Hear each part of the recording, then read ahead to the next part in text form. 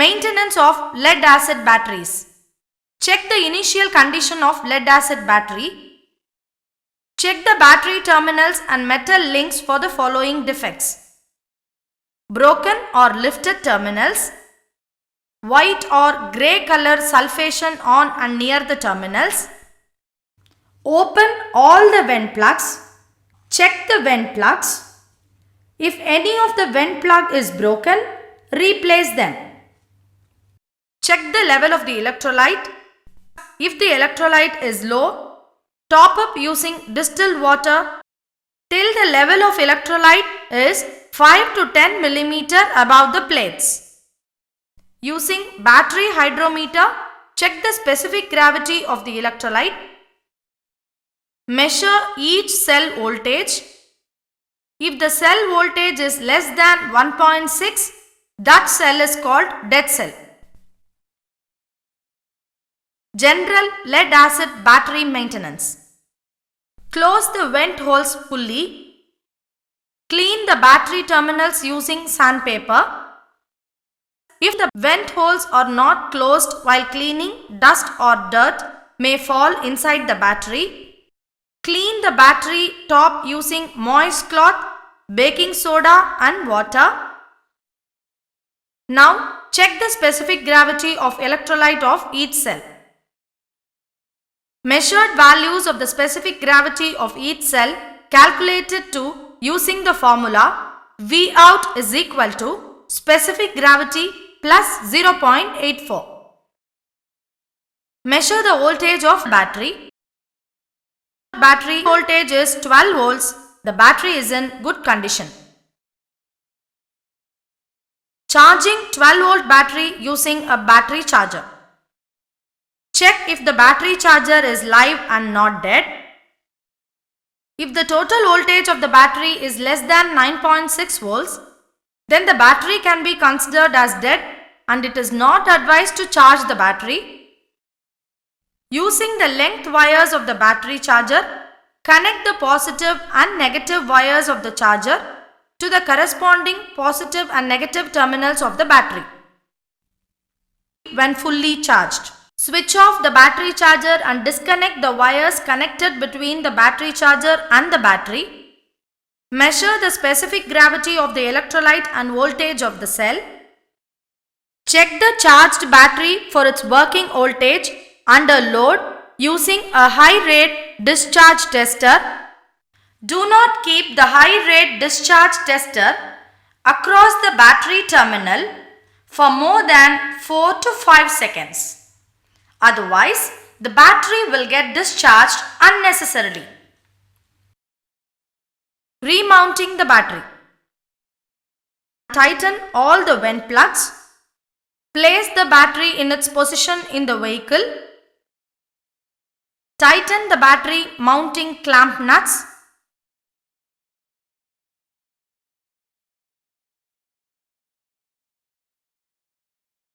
Connect the battery cables and tighten them.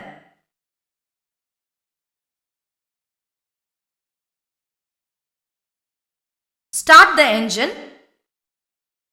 Check whether the battery supplies sufficient voltage.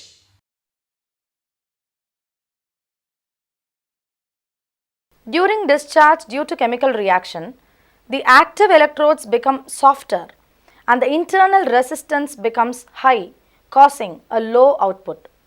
To reverse the action, send a current through the battery or cell. Battery chargers. In general, a charger is an electrical or electronic device having provision for AC input and DC output. A battery charger is used to supply energy to a cell. A battery charger is a simple DC power supply that draws its power from the AC mains and supplies DC power at a voltage higher than that of the battery. Many chargers contain additional accessories to monitor and control the charging process. A battery charger consists of the following 4 parts: a transformer to step down the AC mains voltage to the desired AC voltage, a selector switch for voltage and current selection, a rectifier to convert AC into unidirectional DC, and a current limiting circuitry to prevent flow of excessive charging current into the battery under charge. This block diagram shows the four parts. Example of battery charger. This is a block diagram showing the different components that make a suitable battery charger for charging batteries in emergency lamp circuits. A number of circuits are available for battery chargers. Anyhow, only the three most commonly used circuits are explained here. Circuit 1. This figure shows the AC main supply to the primary of the step-down transformer. The circuit is protected by a fuse and controlled by a toggle switch.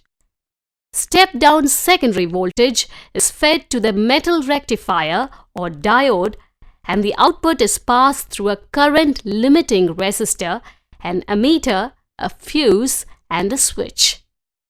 A voltmeter is connected in the output circuit to measure the output voltage.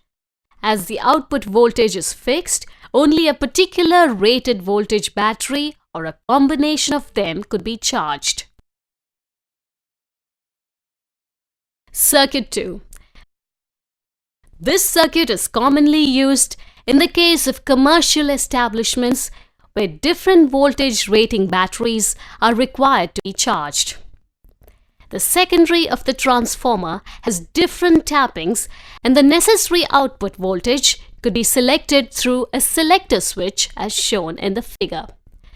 The charging current could be varied through one or more selector switches where tappings are made for lower voltage ranges. And to complete the circuit, a full wave rectifier with 4 power diodes are used to form the bridge.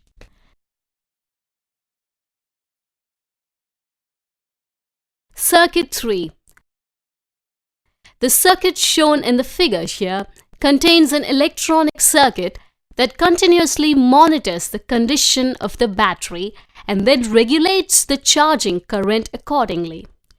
This circuit also terminates the charging process once the battery has been fully charged. In many cases, the charging process is not fully cut off, but the charging rate is reduced to maintain a small charging current to ensure the battery remains in top condition. And this process is called trickle charging. Trickle charge. When the battery is charged at a very low rate, that is 2 to 3% of the normal of current for a long period, it is said to be a trickle charge. Charging of lead-acid cells. A chemical reaction takes place during charging of a lead-acid cell. When a battery charger having an output voltage 2.5 volt, which is slightly higher than the nominal voltage of the cell, is connected, the direction of ionic flow gets reversed.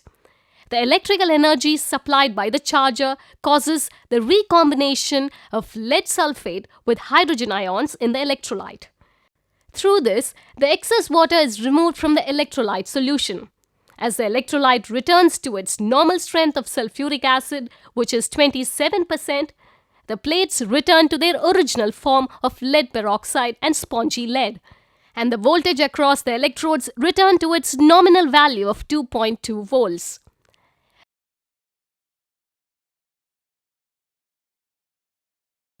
Method of maintenance and servicing. Battery chargers often become defective because not only the components operate with high current for a prolonged period, but also the chargers are often subjected to short circuit due to defective batteries. The high current formed due to the above reasons produces heat, which in turn causes open or short in the components. Sectionalizing the faulty state. In order to quickly locate the faulty component in the defective battery charger, the technician should know how to identify the defective stage of the circuit first. After identifying the defective stage, the technician could easily locate the defective component within the section. Hence, sectionalizing the defective stage is important to speed up the repair procedure. The method of locating a faulty stage in a battery charger is explained briefly here. Input stage. First, check the input stage if there is no output from the battery charger or if the output is low. The input stage consists of a power card, switch and a fuse.